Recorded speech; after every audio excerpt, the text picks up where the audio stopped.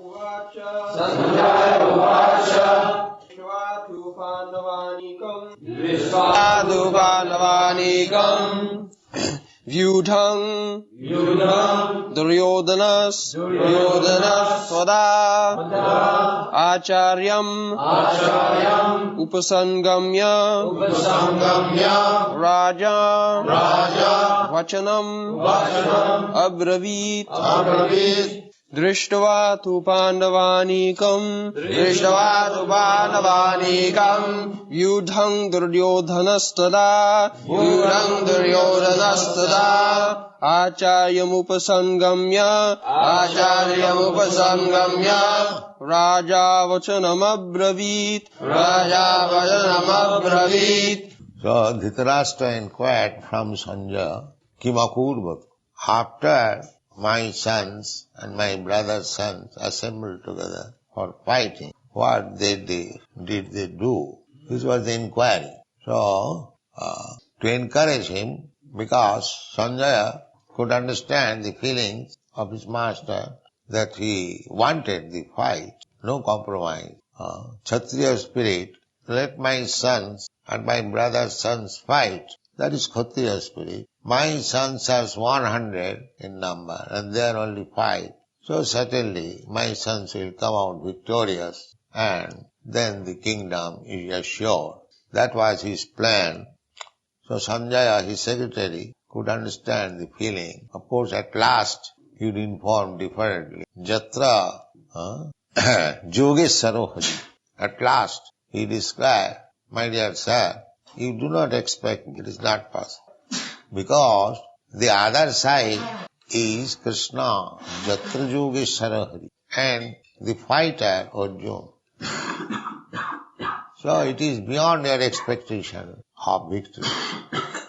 But in the beginning, he says, don't be discouraged. There was no compromise. Immediately, your son, Duryodhana, and he is addressing himself as Raja, because Dhritarashtra would be encouraged when at least he thinks of his son becoming the king. Therefore, he said Raja. So, Drishtva tu Pandavani. Duryodhana did not expect that the Pandavas would be able to accomplish military strength so nicely, because they were bereft of all sources. Their kingdom was taken away, their money was usured, they are sent into the forest, so many. But the foolish Duryodhana did not know that above all there was Krishna on that side, that he could not help it. Therefore, when he saw the Pandavas are well equipped with good number of soldiers, Pandavanikam, he was a little surprised how they could gather so many soldiers. So immediately, to consult the commander-in-chief, Dronacharya. Dronacharya was everyone's teacher, acharya. Acharya means teacher. Acharya Mupasanga, the military teacher. So Duryodhana, he was military teacher of the Pandavas. When all of them were children, they were given under the instruction of Dronacharya. Dronacharya was Brahmana, but he knew the military art. Therefore, he was appointed teacher for all the boys, the Kaurava. So, but Dronacharya joined with Duryodhana. Bhishmadev joined with Duryodhana.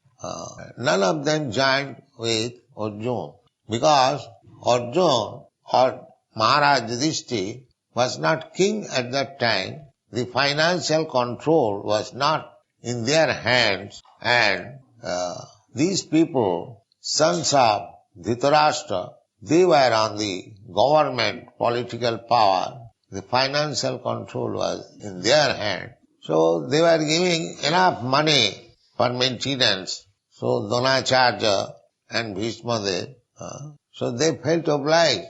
Of course they knew everything, but externally they felt obligation. Arjuna, I am getting money from Duryodhana. So in this point of danger, if I do not join him it does not look well. I am getting financial maintenance. Of course, Arjuna did not ask him. Arjuna was satisfied with Krishna. That's all. Krishna also divided himself because it is family quarrel. So he said, I cannot take part with anyone. And even if I take part, side of any of you, I shall not fight. Directly I shall not fight. I may be on your side or that side, but I will not fight. Still Arjuna was satisfied. So Krishna, in order to satisfy Arjuna, that I shall not fight, but I shall become your chariot. I shall drive your chariot. So in this way, the battle was arranged, and when Dhritarashtra inquired, Kimakurvata Sanjaya, what did they do? He says, so don't be disappointed. There was no compromise. Immediately your son, after seeing the military arrangement of the Pandavas, he was surprised and immediately went to Dronacharya. He is the commander-in-chief appointed first. What to do? Raja Vachanam Abravit. Then he began to speak, to inform Dronacharya. So next verse. Pasyaitang panduputranam acharya mahatim jamum vyudhang drupaduputrena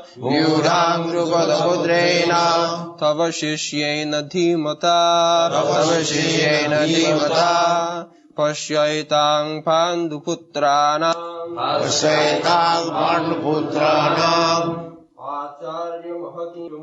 Acharya Mahatim Jamum Bhurang Drupadaputrena Tava Shishyena Dhimata. O my teacher, behold the great army of the sons of Pandu, so expertly arranged by your intelligent disciple, the son of Drupada. Intelligent. This son of Drupada, he was meant for killing Dronacharya. Drupad Maharaj was not in good terms with Dronacharya. So he performed a yajna to get a son who could kill Dronacharya. That son is this Drupada. So Dronacharya knew that Drupad Maharaj has got his son. In future he would kill me. Still, when he was offered to become his disciple, to learn military art, he accepted. Yes, that means the Brahmanas are so liberal. When he is coming as my disciple, never mind, he would kill me in future, that doesn't matter, but I must give him teaching. Therefore this word is used, dhimata, very intelligent. He has learned the military science from you just to kill you. Dhimata, Kausishena, your disciple. He has arranged. This is the pointing out. So that he may be angry. This rascal has learned from me and he wants to kill me. But no, duty is duty. After all, everyone will die. Nobody will exist. So nobody should be afraid of death. This is Vedic civilization. Death is inevitable, as sure as death. Who can avoid death? So, being afraid of death, we should not deviate from our duties, real duty. That is Vedic civilization. So, Duryodhana wanted to point out that this boy, your disciple, it is fixed up that he is meant for killing you, and he has arranged nicely military phalanx just to defeat you, and he has learned this art from you. Therefore, he is using this word dhimata. Dhi means intelligence. Dhimat shabda.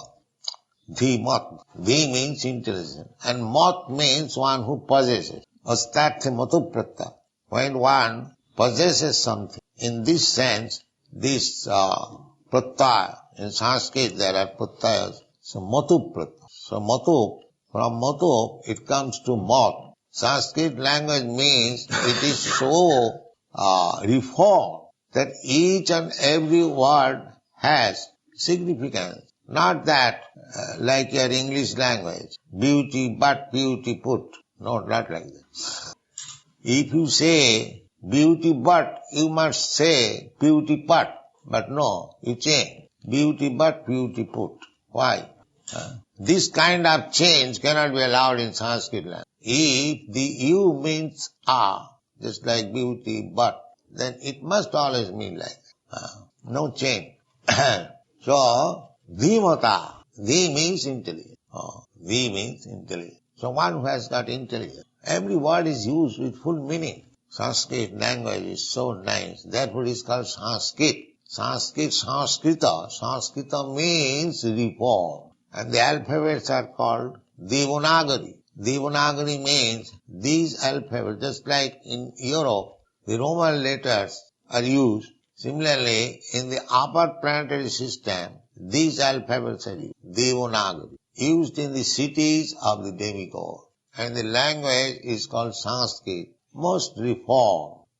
And Sanskrit is the mother of all language. Even in this planet, the Latin is also derived from Sanskrit. Just like the maternal, the matri shabda, paternal, pitri shabda. So, dhimata.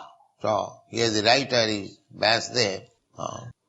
So, every word is selected either in Bhagavad Gita or in Srimad Bhagavatam or the Puranas, all writings, Mahabharata, each and every word is used just like weighing in the balance. There should be, so many words should be in the beginning, so many words should be in the end, not whimsically. That cannot be allowed. That is called Sanskrita Sahitya, literary. Just like Chaitanya Mahaprabhu, when he was hearing Keshav Kashmiri, as soon as there was little discrepancy, Bhavani Bharta, immediately he criticized and defeated. Sanskrit language is so nice. Pasyaitang Panduputrana, acharya, my dear teacher, just see how many military soldiers are standing there on behalf of the Pandavas, and they have been arranged by your desire, who is meant for killing you. So, just remember, that means you become more strong, that this boy and the other party may not kill you. But Duryodhana does not know that death does not depend on military strength or bodily strength. When death will come, nobody can check. Death is God. When Krishna desires that this man should be killed now, or he must die now, nobody can. Rakhe Krishna mare Krishna rakhe ke. If Krishna desires to kill somebody, nobody can give him. No power. And if he wants to save somebody, nobody can. This is Krishna's protection. Therefore, this big commander-in-chief, Dronacharya, and Bhishma Dev, Karna, they were very, very big, powerful commanders. Arjuna was nothing before them. Arjuna was just like Parikshit Maharaj compared that my grandfather was just like an ordinary fish, and these soldiers, these commanders, just like Timingal. Timingal, there is a fish. We get information from Vedic literature. Very big fish. They swallow the whales. Timi means whale fish. And Timingal means just like small fish are swallowed up like this. So just imagine how big such fish is. So these commanders, Karna, Dronacharya and Bhishma, were compared with the Timingal.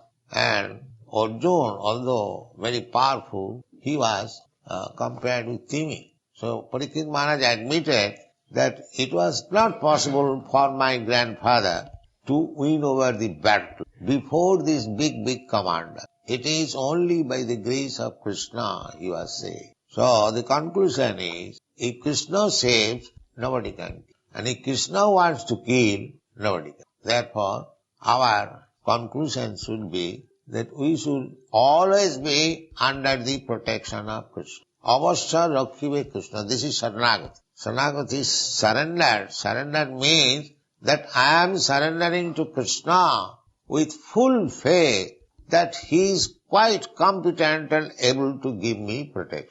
This is called surrender. Not that hesitation. Oh, I will surrender to Krishna, and in case of danger, he may not be able to give me protection. That is not surrender. With full faith, yes, Krishna is so powerful, Krishna is so great, that I am surrendering to Krishna from this day. From this day, Krishna, I was wandering throughout the universe, life after life, without knowing my relationship with you. Now today I surrender unto you. Kindly accept me and engage me in your service. This is called surrender. Thank you very much.